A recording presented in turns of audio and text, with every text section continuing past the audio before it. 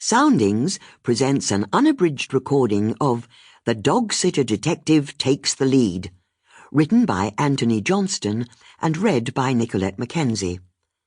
The moral right of the author has been asserted.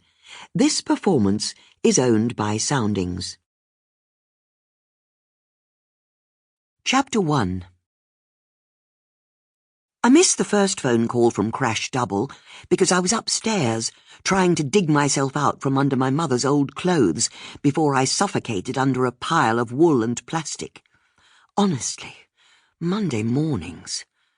My phone was on the kitchen table and set to silent because I wasn't expecting anyone to call. With a couple of hours to spare until rehearsal, I was determined to make a start on my mother's seemingly endless wardrobe. She had never been an extravagant figure, and I didn't remember her wearing half of the clothes I now stood facing. But there they were, row upon row of dresses and blouses and skirts and more, gathering dust and packed so tightly they threatened to burst out of the wardrobe in this third-floor spare room. There could have been a passage to Narnia back there, and I wouldn't have seen it. After she died, my father could never bring himself to discard her clothes, so he simply shrouded them in plastic. I sometimes thought he expected me to wear them, but that was about as likely as me twirling down the King's Road in a tutu.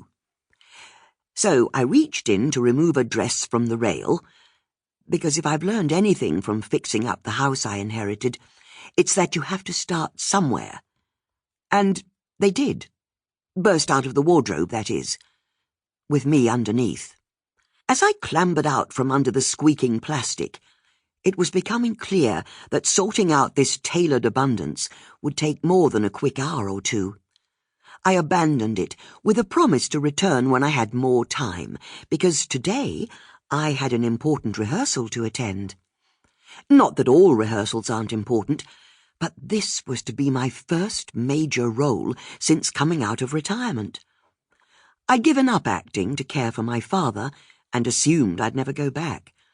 But when he died, after a decade of illness, it turned out he'd burned through all the money he'd made in the city, and there was nothing left. I'd have to resume working, which was easier said than done for a 60-year-old woman who hadn't been in front of a camera or audience for 10 years.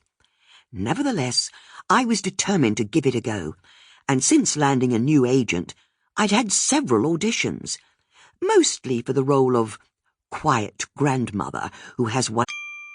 Sample complete. Ready to continue?